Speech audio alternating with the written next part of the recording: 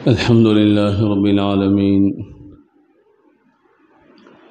والصلاة والسلام على سيد الأنبياء والمرسلين محمد وآله وأصحابه أجمعين ومن تبعهم بإحسان إلى يوم الدين، أما بعد. قال الله تبارك وتعالى: أعوذ بالله من الشيطان الرجيم، بسم الله الرحمن الرحيم. وعهدنا إلى إبراهيم وإسماعيل أن طهر بيتي للطائفين والعاكفين والركع السجود. وقال تبارك وتعالى: إنما يعمر مساجد الله من آمن بالله واليوم الآخر. صدق الله العظيم. اللهم صل على سيدنا محمد وعلى آل سيدنا محمد وبارك وسلم. اللهم صل على سيدنا محمد وعلى آل سيدنا محمد وبارك وسلم. اللهم صل على سيدنا محمد وعلى آل سيدنا محمد وبارك وسلم. عزیزان محترم، معزز بزرگوں، قابل احترام بھائیوں، مسجد کی اہمیت، عظمت اور فضیلت مختلف موقعوں پر ہم لوگ سنتے رہتے ہیں۔ مساجد کا اسلام میں مقام کیا ہے، مساجد کا اسلام میں رتبہ اور مرتبہ کیا ہے، اس کی اہمیت ہم لوگوں کو پہلے سے معلوم ہے، لیکن مساجد میں کیا آداب کو ملحوظ رکھنا چاہیے، اور مساجد اللہ کا گھر جس کو کہا گیا ہے، اس کے کیا حقوق ہم نماز پڑھنے والوں پر، ایمان رکھنے والوں پر عائد ہوتے ہیں، ان چیزوں کا خیال رکھنا بھی ہماری ذمہ داری ہے۔ مسجد کا احترام انسان جتنا زیادہ کرے گا، اتنا زیادہ اللہ تبارک و تعالی عبادات، طاعات کرنے کی توفیق اس کو عطا فرمائے گا۔ قرآن کریم میں اللہ تبارک و تعالی نے مسجد کی اہمیت کو بھی بیان فرمایا، مسجد کے مقام و مرتبے کو بھی بیان فرمایا، اور یہ بھی ذکر کیا ہے کہ اس دنیا میں سب سے پہلی جو چیز کو اللہ تبارک و تعالی نے تعمیر کروایا، وہ اللہ تبارک و تعالی کا گھر بیت اللہ کو اللہ نے تعمیر کروایا۔ ان اول بیت وضع للناس للذی ببکۃ مبارکا وہدی للعالمین، کہ سب سے پہلے اللہ تبارک و تعالی نے خانہ کعبہ کو تعمیر کروایا، جو برکتوں کا گھر ہے اور انسانیت کے لیے، دنیا جہاں والوں کے لیے ہدایت کا مرکز ہے۔ اس کے بعد جب اس کی بنیاد ختم ہونے لگی تو اللہ تبارک و تعالی نے حضرت ابراہیم اور حضرت اسماعیل کے ذریعے اس کی بنیاد کو پھر دوبارہ مضبوط کروایا، جس کا خود قرآن کریم میں سورہ بقرہ میں اللہ تبارک و تعالی نے تذکرہ فرمایا۔ اس کے بعد دوسری چیز جو ذکر کی گئی ہے کہ مسجد کو آباد کرنا اور مسجد کو تعمیر کرنا، یہ ایمان والوں کا ہی کام ہے۔ ایمان والوں کے علاوہ کوئی اس کام کے اہل نہیں ہو سکتے، اس کام کے لائق اور قابل نہیں ہو سکتے، اس لیے کہ مشرکین اس زمانے میں اپنے آپ کو یہ سمجھتے تھے کہ ہم خانہ کعبہ کے رکھوالے ہیں، اور اس زمانے میں جو خانہ کعبہ کو لوگ آیا کرتے تھے تو ان کے لیے ضروریات کا انتظام کرنے والے، پانی کا انتظام کرنے والے، ان کے لیے ٹھکانے اور رہنے کا بندوبست کرنے والے، تو وہ لوگ یہ سمجھتے تھے کہ ہم بھی بڑا کام کر رہے ہیں۔ تو اللہ نے فرمایا کہ یہ کام تو اصل ایمان والے کرتے ہیں، اور ایمان والوں ہی کے ان کاموں کا اجر اور ثواب اللہ تبارک و تعالی عطا فرمائیں گا۔ تو بہرحال ایک مستقل فضیلت اللہ تبارک و تعالی نے قرآن میں بھی بیان فرمائی، اور نبی کریم صلی اللہ علیہ وسلم نے احادیث میں اس کے مقام و مرتبے کو ذکر فرمایا۔ اس موقع پر چند تقاضے ہیں جو مسجد کے ہم میں سے ہر ایمان والے کو، ہر مسجد میں آنے والے مسلمان کو ان تقاضوں کو پورا کرنا چاہیے، ان آداب کا احترام کرنا چاہیے۔ پہلی چیز ہے مسجد کی آبادی کی فکر کرنا، مسجد کی تعمیر کی فکر کرنا، تعمیر کا مطلب علماء نے دو بیان کیے ہیں۔ ایک تعمیر یہ ہے جو ظاہری آپ کی عمارت ہے اس کو بنانا، اس کو بنانے کا بھی بڑا ثواب اللہ نے بیان کیا، اللہ کے نبی نے بیان فرمایا کہ جو مسجد کو تعمیر کرے گا، مسجد کو بنائے گا، اللہ تبارک و تعالی جنت میں اس کے لیے گھر تعمیر کرے گا۔ اور یہاں تک بنایا کہ پوری مسجد تعمیر کرنا بھی ضروری نہیں ہے، اگر کوئی تعمیر میں مرمت میں اپنا کچھ حصہ لگائے گا اور اپنی طرف سے کچھ پیشکش کرے گا تو اللہ تبارک و تعالیٰ اس کو بھی اجر و ثواب عطا فرمائیں گا، اور اس کے لیے بھی جنت میں گھر اللہ تبارک و تعالیٰ تعمیر فرمائیں گا۔ ایک پرندے کا ذکر کیا حدیث میں کہ اگر اس پرندے کے برابر بھی گھونسلہ تعمیر ہوتا ہے، اس برابر بھی کوئی تعاون کرے گا، تب بھی اللہ تبارک و تعالیٰ اس کو ثواب عطا کرے گا۔ تو ایک تعمیر ہے ظاہری تعمیر، اور دوسری تعمیر ہے اس کو آباد کرنے کی فکر کرنا، نماز کے ذریعے، تلاوت کے ذریعے، اللہ کی یاد کے ذریعے، اللہ تبارک و تعالیٰ کی دعا کے ذریعے، اللہ کے ذکر کے ذریعے۔ یہ اصل مسجدوں کا سب سے اہم ترین کام ہے۔ مسجدیں یہ نہیں ہے کہ آپ عالی شان بنا لے، خوبصورت بنا لے، بہترین و بے مثال بنا لے، ایسی بنائے کہ لوگ دور دور سے دیکھنے کے لیے آنے والے بن جائیں، لیکن مسجد میں آبادی کم ہے اور لوگوں کی تعداد کم ہے تو یہ اللہ کے پاس اس کا اعتبار نہیں ہے۔ اصل چیز یہ ہے کہ مسجد ظاہری اعتبار سے سیدھی سادی ہو، لیکن ایمان والے، نماز پڑھنے والے اس میں زیادہ ہو، یہ بڑی اہمیت کی بات ہے، اور اس کی اللہ تبارک و تعالیٰ کے یہاں بڑی اہمیت ہے اور قدر و منزلت ہے اس چیز کی۔ تو اس کی فکر کرنا کہ مسجد کو آباد کرنے میں میں اپنا رول کیا ادا کر سکتا ہوں، میں اپنا کردار ادا کیا کر سکتا ہوں۔ میں مسجد کو نماز پڑھنے کے لیے جا رہا ہوں تو میرے جان پہچان میں، میرے دوست و احباب میں، میرے ساتھیوں میں،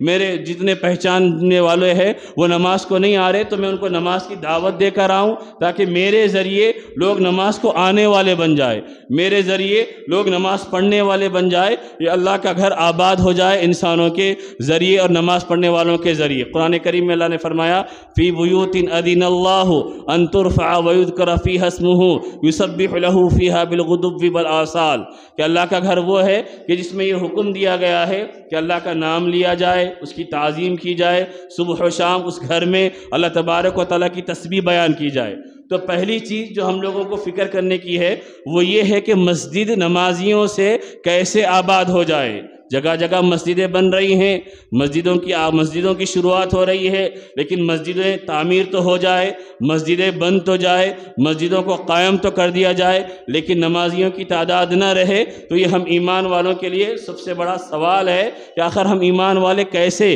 اللہ کے گھر کو ویران کرنے والے بن رہے اور اللہ کے گھر کی تعداد کو کم کرنے والے بن رہے۔ تو پہلی چیز یہ۔ دوسری چیز جس کی ہمیں فکر کرنی ہے وہ باجماعت نماز ادا کرنے کی فکر کرنا۔ ایک تو یہ ہے کہ دیکھا جاتا ہے عام طور پر کہ جب اقامت ہوتی ہے یا جماعت کھڑے ہونے کا وقت ہوتا ہے تو تعداد کم ہوتی ہے، اور جب سلام پھیر لیا جاتا ہے تو بعض جگہ تو یہ صورتحال ہوتی ہے کہ پہلی صف کو چھوڑ کر آخر کے 3-3 4-4 صفیں پورے مسبوق لوگوں کی ہوتی ہے، رکعت چھٹے ہوئے لوگوں کی ہوتی ہے۔ اس کی وجہ یہ ہے کہ ہم لوگوں کو جماعت کی نماز کا ثواب کا اندازہ نہیں ہے کہ جماعت کی نماز میں شریک ہونے کا کتنا بڑا اجر اللہ نے رکھا ہے اور کتنا بڑا ثواب اللہ نے رکھا ہے، پہلی صف میں کھڑے ہونے کا ثواب اللہ نے کتنا رکھا ہے۔ یہ بھی ایک ہمارے پاس کمی ہے، کمزوری ہے جو دیکھی جاتی ہے کہ پہلی صف مکمل نہیں ہوئی ہے اور لوگ دوسری صف بنانے میں لگے ہوئے ہیں، جو یہ سمجھ کے ہم دوسری صف میں کھڑے ہو جاتے ہیں بعد میں آنے والا پہلی صف کو مکمل کر لے گا۔ یہ دراصل ہم کو پہلی صف کا اجر نہیں معلوم۔ اللہ کے نبی نے فرمایا اگر پہلی صف میں اللہ نے جو اجر اور ثواب رکھا ہے اگر لوگوں کو معلوم ہو جائے اور لوگوں کو جگہ نہ ملے تو اپنے لیے لوگ قرعہ ڈالنے کا حکم دیں گے کہ میرا نام آ جائے، میرے نام کی چٹھی اچھالی جائے تاکہ مجھے پہلی صف میں نماز پڑھنے کا ثواب مل جائے، پہلی صف میں کھڑے ہونے کا مجھے موقع مل جائے۔ تو یہ ایک تو یہ ہے کہ جماعت کی نماز کا اہتمام کرنا۔ اللہ کے نبی نے اتنی زیادہ تاکید فرمائی کہ اللہ کے نبی نے فرمایا جو لوگ جماعت میں شریک نہیں ہوتے اور جماعت کے وقت کے باوجود وہ مسجدوں کو نہیں آتے تو اللہ کے نبی نے فرمایا کہ میرا دل چاہتا ہے کہ اقامت دینے والے سے اقامت کہلواؤں اور میرے مصلی پر نماز کے کسی کو شریک ٹھہراؤں اور لکڑیاں لے کر نوجوانوں کو لے جاؤں اور جو لوگ بغیر کسی عذر کے اپنے گھروں میں ہیں ان کے گھروں کو جلا دوں، لیکن بچے اور عورتوں کے خیال کی وجہ سے میں یہ کام نہیں کرتا۔ یہ اللہ کے نبی نے جماعت کی اہمیت بتائی ہے، اسی لیے یہ حکم ہے کہ ایک بار جماعت ہو جانے کے بعد محلے والوں کو دوسری مرتبہ جماعت بنانے کی اجازت نہیں ہے۔ ایک مرتبہ امام مقتدی محلے کے لوگ نماز پڑھ لے تو جماعت ثانیہ کرنے کا حکم نہیں ہے، تاکہ جماعت کا جو نظام ہے، لوگوں کے جڑنے کا جو نظام ہے، مسلمانوں کے اس جماعت کے نظام کے ذریعے اتحاد، اتفاق، یکجہتی کو جو اللہ تبارک و تعالیٰ نے رکھا ہے وہ متاثر ہونے والی نہ بنے۔ اگر جماعت پہ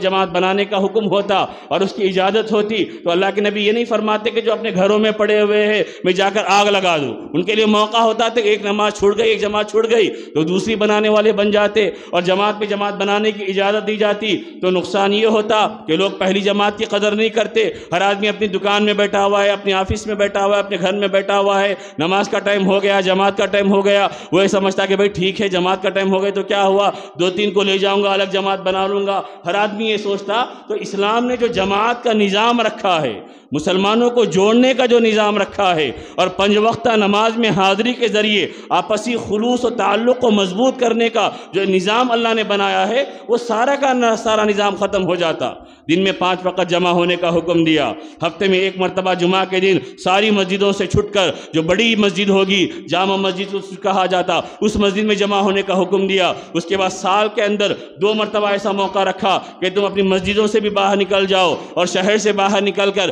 عیدگاہوں میں نماز پڑھو، تاکہ تمہارا اتحاد، تمہاری قوت، تمہارا اللہ کی اطاعت و فرمانبرداری کرنے کا نمونہ لوگوں کے سامنے دکھنے والا بنے۔ تو جماعت کی نظام کا اہتمام کرنا یہ ہماری ذمہ داری ہے۔ آج ہمارے پاس جماعت کا اہتمام کرنے کی فکر نہیں ہے، نتیجہ یہ ہو گیا کہ لوگ آہستہ سے آ رہے یا سستی سے آ رہے یا کاہلی کے ساتھ آ رہے۔ ہمارا یہ مزاج ہونا چاہیے کہ جیسے ہی اذان ہو جائے تو ہم اپنے کاموں کو سمیٹ کر، اپنے کاموں کو جلدی مکمل کر کے قبل از وقت پہنچنے کی فکر کرنے والے بنے۔ تاکہ اللہ کے نبی صلی اللہ علیہ وسلم نے فرمایا، جو آدمی اپنے گھر سے وضو کر کے اللہ کی رضا اور خوشنودی کے لیے نماز پڑھنے کے لیے نکلتا ہے، ہر قدم پر بعض روایتوں میں 1 نیکی ہے اور بعض روایتوں میں 10 نیکیاں ملتی ہے۔ وہ جتنے قدم چل کر مسجد کو آئے گا اللہ تبارک و تعالیٰ ہر قدم پر نیکیاں عطا فرمائے گا۔ بعض روایتوں میں ہے کہ جو وضو کر کے اہتمام کے ساتھ مسجد کو آتا ہے وہ اللہ کا مہمان ہے، اور میزبان پر حق بنتا ہے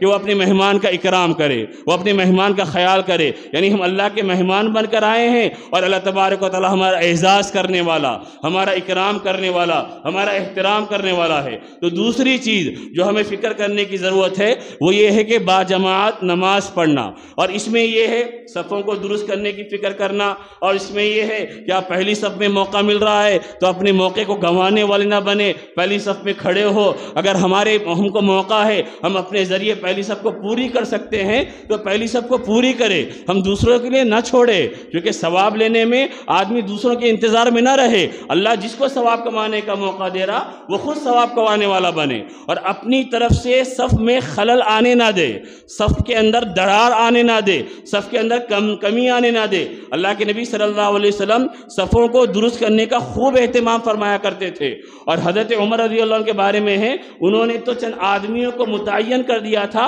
جو جماعت کے وقت صفوں کو درست کر کے حضرت عمر کو اطلاع دیتے کہ صفیں درست ہو گئی ہے، تب حضرت عمر رضی اللہ تعالیٰ نماز قائم فرماتے اور نماز شروع کر دیتے۔ اب ہماری صورتحال یہ ہے کہ ہم صفوں کے درست کرنے کا بھی اہتمام نہیں کرتے۔ اگر امام ایک مرتبہ کہہ دے صفوں کو درست کر لے تو کوئی نیچے اپنے پیروں کو دیکھ کر صفوں کو درست نہیں کرتا کہ میری ایڑی جانماز کے کنارے لگی ہوئی ہے یا نہیں ہے، یا میرے بازو ٹھہرا ہوا آدمی شروع سے آخر تک ہر آدمی اگر دیکھنے والا بن جائے تو خود بخود صفوں کا نظام درست ہو جائے گا، یہ نہیں۔ اور اس میں لوگ بعض اوقات ہتک محسوس کرتے۔ حضرت علی رضی اللہ عنہ کے بارے میں ہے، وہ تو بعض اوقات لوگوں کے نام لے کر کہتے کہ تم اپنی صف کو درست کر لو، تم اپنی جگہ کو درست کر لو، لیکن اگر لوگوں کو کسی کا نام نہیں بلکہ کسی کو اشارے سے کہہ دیا جائے آپ آگے ہو جائے یا پیچھے ہو جائے، لوگ اس کو معیوب سمجھتے ہیں۔ سب اللہ کے نبی کے بارے میں ہے، جیسا تیر کو رکھ کر سیدھا کیا جاتا اس طرح اللہ کے نبی صلی اللہ علیہ وسلم صفوں کو درست کیا کرتے تھے، اور یہ فرماتے اگر تمہاری صف میں خلل آ جائے گا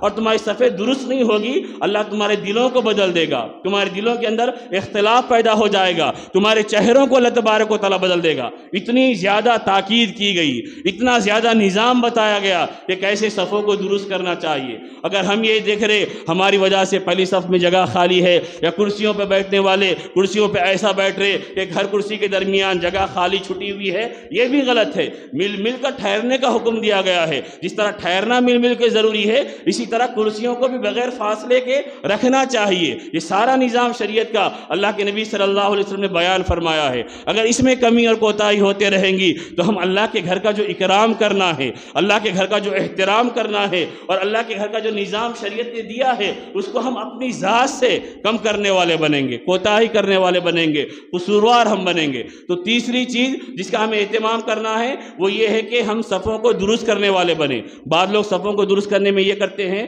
کہ ٹخنے کو ٹخنا لگانا ضروری سمجھتے ہیں، ٹخنے کو ٹخنا نہیں لگا تو یہ سمجھتے ہیں کہ ہماری نماز نہیں ہوئی۔ علماء نے جو حدیثوں میں بیان کیا گیا ہے اس کا مطلب یہ لکھا ہے کہ زیادہ اہتمام کرنا صفوں کو درست کرنے میں چاہیے۔ اب یہ نہیں کہ آپ صفوں کو میں کھڑے ہو ٹخنے سے ٹخنا لگائے، اگر ہٹ رہا تو پھر اس کو چپکانے کی فکر کرے تو اس سے نماز کا خشوع خضوع متاثر ہو جائے گا، اور یہ ممکن بھی نہیں ہے کہ آپ پوری نماز ٹخنے کو ٹخنا لگا کر ہی نماز پڑھ سکیں گے۔ آپ رکوع میں جائیں گے تو خود بخود آپ کے پیر قریب ہونے والے بنیں گے۔ بعض لوگ بہت زیادہ پیروں کو چیر کر اور پیروں کو پھیلا کر کھڑے ہوتے ہیں، یہ بھی ادب کے خلاف ہے۔ علماء نے لکھا ہے کہ اپنی حالت پر، نارمل حالت پر، نہ زیادہ پیر پھیلے ہوئے ہو اور نہ زیادہ ہی بالکل چپکے ہوئے ہو، نارمل حالت پر آدمی کو کھڑے ہونا چاہیے۔ یہ آداب سب ہم کو بیان کیے گئے، یہ احترام ہم کو بیان کیا گیا۔ ایک نماز جیسا عمل ہے، اس کے لیے سارے کاموں کو کرنے کی ترغیب دی گئی ہے، اور یہاں تک بیان کیا گیا ہے اگر آپ نماز پڑھ لیں، نماز پڑھنے کے بعد باوضو ہے اور مصلی پر اسی حالت میں بیٹھے ہوئے ہیں،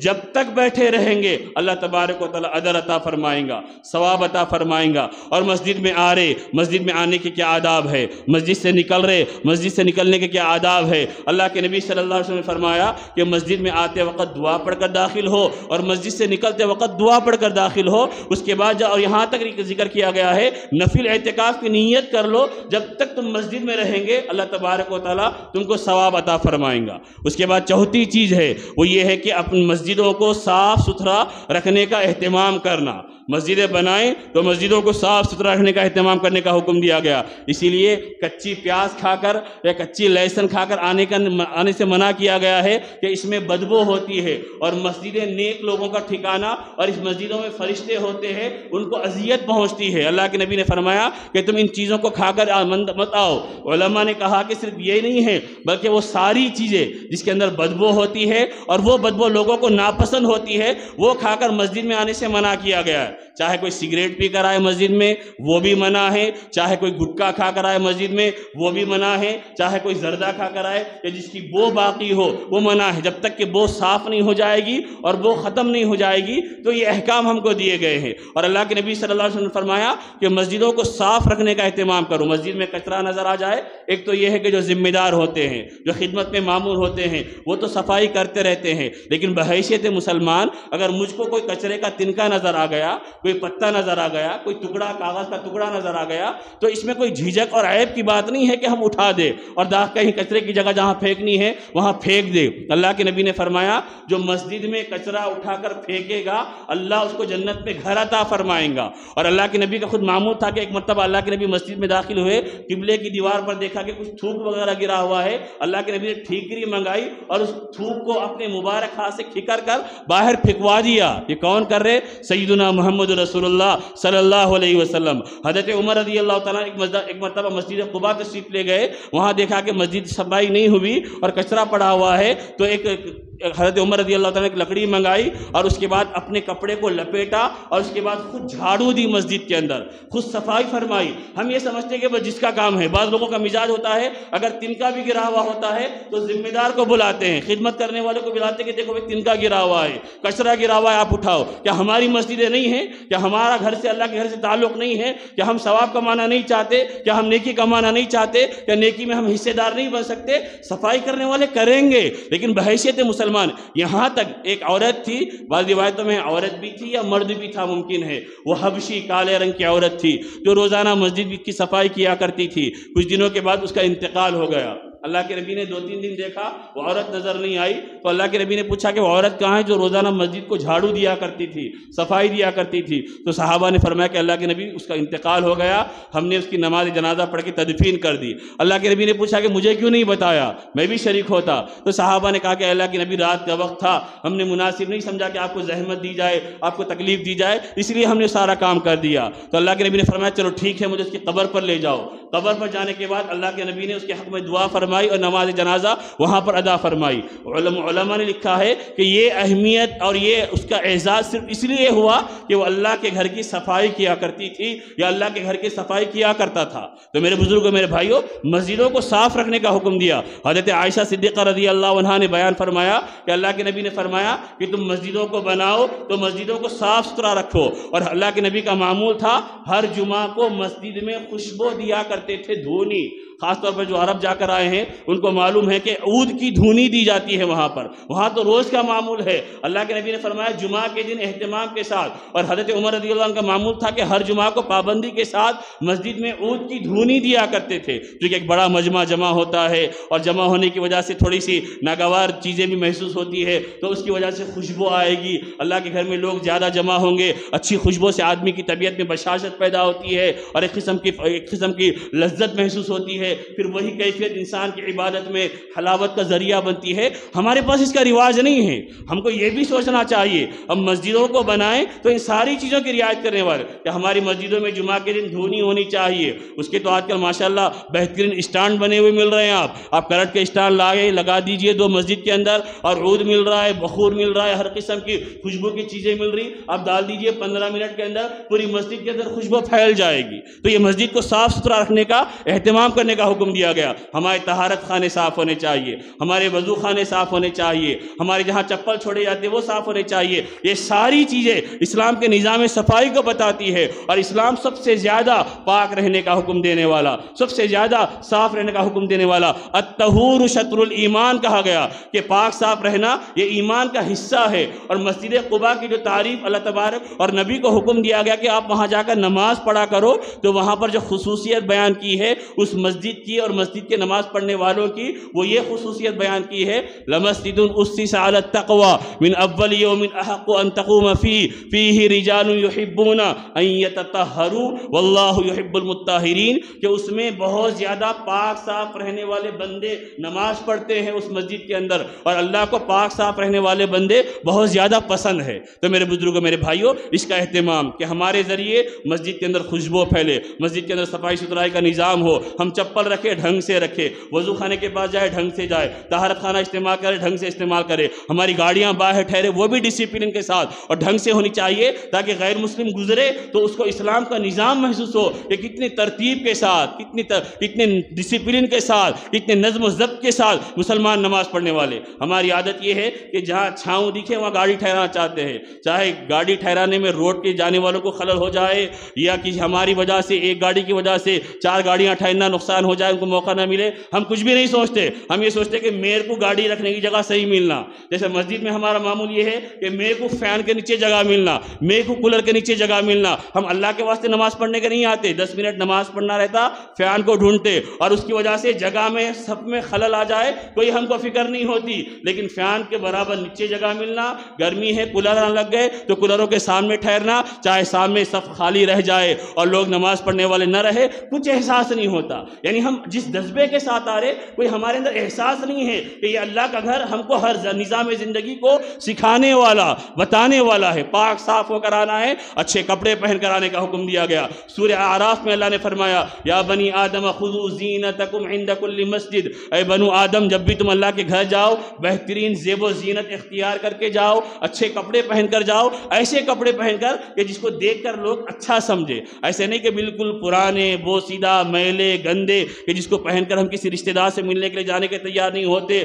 جس کو پہن کر ہم کسی پارٹی میں جانے کے لیے تیار نہیں ہوتے، جس کو پہن کر ہم کسی دوست کے گھر کو جانے کے لیے تیار نہیں ہوتے، بس اللہ کے گھر کو پہن کے آنے کے واسطے ہم تیار ہیں۔ اور اللہ نے فرمایا اچھے کپڑے پہن کر زیب و زینت اختیار کر کر آؤ۔ اور ہماری صورتحال یہ ہے کہ سب سے خراب کپڑے مسجدوں میں پہن کر آتے ہیں اور سب سے اچھے کپڑے دعوتوں میں پہن کر جاتے ہیں۔ یعنی اللہ کے گھر کی ہمارے پاس اتنی قدر و قیمت نہیں ہے کہ ہم اللہ کے گھر کو آئے تو بالکل پرانے بوسیدہ پہن کر آئیں گے، میلے پہن کر آئیں گے کہ بعض اوقات بازو والے کو ٹھہرنے میں تکلف بھی محسوس ہوتا، وہی مسجد سے نکل کر جا کر تیار ہوں گے بہترین، اس کے بعد کھانا کھا کر آفس کو جائیں گے، اچھے کپڑے پہن کر آفس کو جائیں گے۔ یہ ہمارے زوال کی علامتیں ہیں، یہ ہمارے ایمان کے انحطاط کی علامتیں ہیں، یہ ہمارے ایمان کی کمزوری کی علامتیں ہیں کہ جس کو اہمیت دینا تھا ہم نے اس کو اہمیت نہیں دی، اور جس کو اہمیت نہیں دینا تھا اتنا بڑھا دیا ہم نے کہ ہمارے لیے وہی سو مقصود بن گیا۔ آپ جب ان چیزوں کا نظام بنائیں گے، اچھی چیزیں جو اللہ کے نبی کی تعلیمات ہے ان چیزوں کا، مسجد میں آ رہے موبائل کا استعمال ہے، ہر جگہ لکھا ہوا رہتا ہے کہ مسجد میں داخل ہو جائے تو موبائل کو سائلنٹ پہ کر دے۔ میرے بزرگوں، میرے بھائیوں، یہ تو موبائل ہماری پوری زندگیوں کو، صلاحیتوں کو خراب کرنے کا ایک ذریعہ بن گیا۔ موبائل کے اچھے استعمالات ہیں، آپ اچھے استعمالات کیجئے، لیکن مسجد میں آ رہے بہت سی مرتبہ نوجوانوں کو دیکھنے کا موقع ملتا، ہم نماز کی جماعت کے لیے پیچھے سے آ رہے، ایک نوجوان ہے جو واٹس ایپ چیک کر رہا، فیس بک پہ، مسجد میں سب میں بیٹھا ہوا ہے، فیس بک اس کا آن ہے، یا مسجد میں نماز پڑھنے کے لیے آیا ہے، IMO پہ اس کے اوپر فون آ رہا ہے، یعنی آپ کا انٹرنیٹ بھی آن ہے، سب کچھ آن ہے۔ آپ 10-15 منٹ کے لیے اپنے موبائل کو سائلنٹ نہیں کر سکتے، 10-15 منٹ کے لیے اپنے موبائل سے کو بند نہیں کر سکتے، کیا ہمارا نقصان ہو جائے گا، کیا ہماری تباہی ہو جائے گی، کتنے ہمارے شیئر گر جائیں گے، کون سا ہمارا خزانہ لٹ جائے گا۔ کم از کم اہتمام تو ہوتا کہ مسجد کو آپ جا رہے تو اپنے موبائل کو سائلنٹ پہ کر دیتے، اس کے بعد اگر نماز کے دوران فون بج بھی گیا تو بند کرنے کا طریقہ بھی ہے کہ آپ ہاتھ ڈالیں ایک ہاتھ سے بغیر کسی شور و شراب کے موبائل کو بند کر دے، اس کے بعد نماز کے بعد فون بھی آ جائے تو ضروری نہیں ہے کہ دعا چھوڑ کر بھاگ رہے فون اٹھانے کے واسطے، نہیں اٹھائیں گے تو خزانہ لٹ جائے گا، کوئی حرج نہیں ہے، اب بعد میں اٹھا کر فون کر کے بول دیجئے کہ میں نماز میں تھا اور میں 15 منٹ تک فون نہیں اٹھا سکتا۔ یہ ساری چیزیں ہماری اہمیت کی ہے۔ اور ایک مسئلہ اس میں ذہن میں یہ بھی رکھے کہ مسجد میں آپ ہے تو موبائل آپ کے پاس ہے تو اس وقت قرآن پڑھنے کا مسئلہ ہے، تو قرآن پڑھنے کا مسئلہ، موبائل میں قرآن پڑھ سکتے ہیں، جائز ہے بالکل، وضو کی حالت میں اس کی اسکرین کو بھی چھین سکتے ہیں، بغیر وضو کی حالت میں اسکرین کو چھینے کی اجازت نہیں ہے جب قرآن اوپن کر لیں گے آپ فائل کو۔ لیکن مسجد میں ہے تو قرآن موبائل میں پڑھنے کے بجائے قرآن جو کتاب ہے اللہ کی اس میں پڑھے، اس کا ثواب ملے گا، قرآن پکڑنے کے، چھونے کے اجر و ثواب، اس کے برکات ملیں گے۔ موبائل میں آپ استعمال کر سکتے ہیں، آپ سفر کر رہے، کار میں ہیں، بس میں ہیں، ٹرین میں ہیں، پلین میں ہیں، یا ایسی جگہ ہے جہاں آپ کو قرآن نہیں مل سکتا تو وہاں آپ موبائل کے ذریعے قرآن پڑھ لیجئے۔ لیکن مسجد میں بیٹھے ہوئے قرآن کے کئی نسخے پڑے ہوئے، پارے رکھے ہوئے، وہاں پر آپ قرآن لینے کے بجائے موبائل میں پڑھ رہے، اس کی اسکرین کے بھی نقصانات ہوں گے آپ کو، اور قرآن جو چھپا ہوا ہے اس کو ہم نہیں پڑھیں گے تو کون پڑھیں گا؟ وہ استعمال کی ضرورت ہے تو جہاں استعمال کرنا ہے